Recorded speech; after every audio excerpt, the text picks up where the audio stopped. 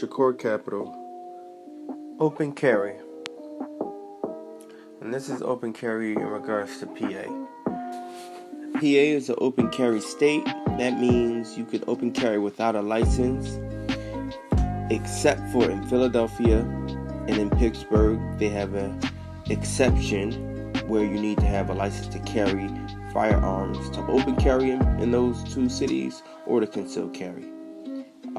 Those who would like to open carry everywhere else, besides Philadelphia and Pittsburgh, you can do so if you're 21 and older.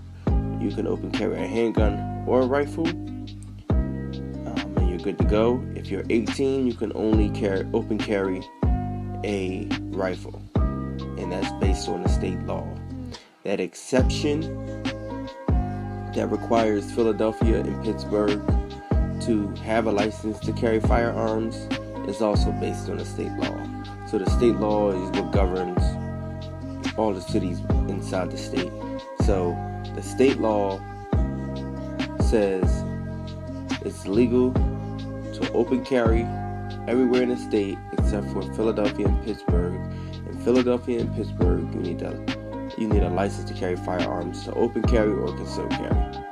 Those are cities of first class. So I know there's been a lot of confusion, a lot of lies told, a whole bunch of lies told. It's been discouraged, but this is what it is.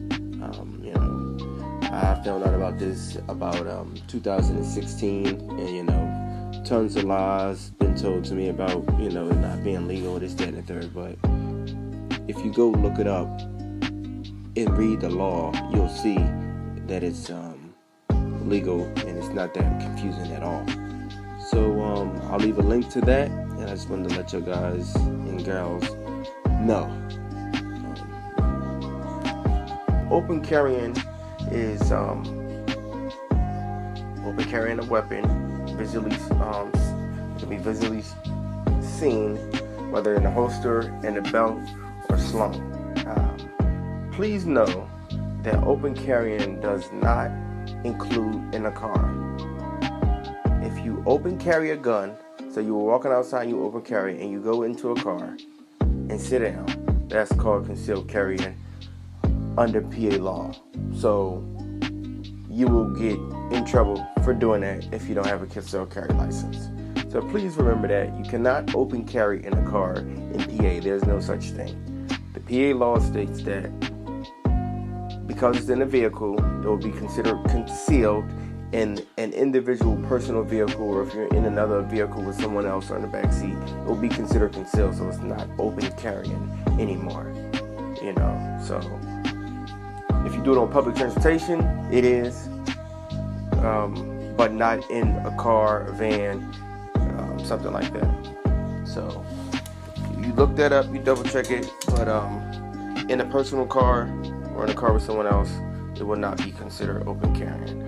Also remember, possession of a firearm isn't a reasonable suspicion of a crime. So unfortunately, even if a person is open carrying legally, and then they go into a car, and they're outside of Philadelphia, and they go into a car, and they don't have their license to carry firearms, I'm not sure how the police officer is going to find out whether or not they have it, or even be able to stop them based off of the PA Supreme Court ruling, which states possession of a firearm isn't illegal.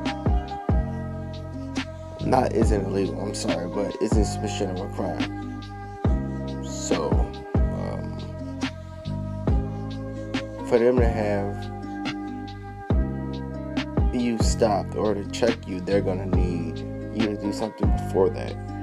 So if you do something before that, then they're probably going to check to see if you do have a license to carry firearms once you get into a car and you think, you can open carry in a car, which you can't. So, that's based on a new Supreme Court ruling that came out in 2019. I don't suggest people, do that. That's why I gave the correct information. Open carrying in the car. There isn't a such thing in PA. It doesn't exist in PA, but I think other states do have that, but PA isn't one of those states. So you can, it'll be a link to the legislation regarding the firearms laws in the description. So check that out. But it's not too confusing. It's pretty simple. That's why, I think it's funny when I haven't really experienced it too much, but I've seen it a lot on YouTube when the officers say, "Are you a lawyer?" Because some of these laws are just, they're 1, 2, 3. They're very simple. So you don't need to be a lawyer to know 1 + 1 is 2. So if you read it, you look it up, you read it, if you understand it, and then if you get some clarification for some other people, you should be pretty much good. But some of these laws are, basic. People just don't know them because they weren't told them, or they just haven't looked them up, or they weren't interested in knowing it, or they haven't gotten to it yet. So, but that's my spill on that. We'll continue. So that's pretty much it. I will put the links to the law underneath. I'll put the link to the PA Supreme Court ruling as well in regards to a person having possession of a gun not being suspicion of a crime. And that will pretty much be in every video I post in regard to whether open carry and concealed carry, or even doing a First Amendment audit of just recording police interactions for the safety of the citizens and the safety of the police. So I'll probably always either have that in the text, the descriptive text, or I'll have a link to the legislation, or link to the article stating, that open carry is legal. Also, the link stating that the PA Supreme Court ruling that possession of a firearm isn't suspicion of a crime. So I hope that clears that up. So the old way of doing open carry stops was to stop the person. Either you would just ask for their license and show it to them. Sometimes, police want to request unnecessary stuff like an ID as well, which you don't need to provide as long as you're not committing a crime. So they would ask for either, the license, possibly ask for an ID. They would run it, or they would disarm you first, then run it. So that's pretty much what would happen. That was the old way. That was 2018 and down. You may have seen it still happen a little bit in 2019 because they just was getting used to it. But 2019 is when the Supreme Court PA versus Hicks, or the Commonwealth versus Hicks ruling came out, and that wiped that out. It wiped the old way of doing open carry stops, in addition to concealed carry stops in regard to walking or spotting someone that may have had a firearm, because it's not suspicion of a crime. So the new way of stops are no stops. Police may come, may ask you if you have a license. You can either answer it or not answer it. I normally say yes. I don't want to show it, because I'm within my right by doing it, and that's it. Normally they leave right after that, and it's a smooth, process. If they insist or they're not familiar with the law, you can either ask for their supervisor, ask them to instruct them on the law, or ask for the supervisor to come. I normally would suggest asking for a supervisor to either come, or asking for the supervisor to be called over the phone to explain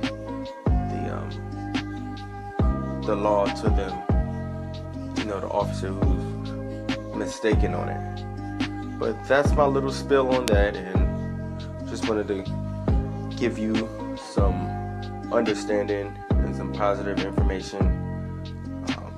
Body armor is legal as well for anyone who isn't a felon or isn't a violent felon. So you may still get it if you are a felon, but it depends what that felon is. So you'll have to look that up on your own.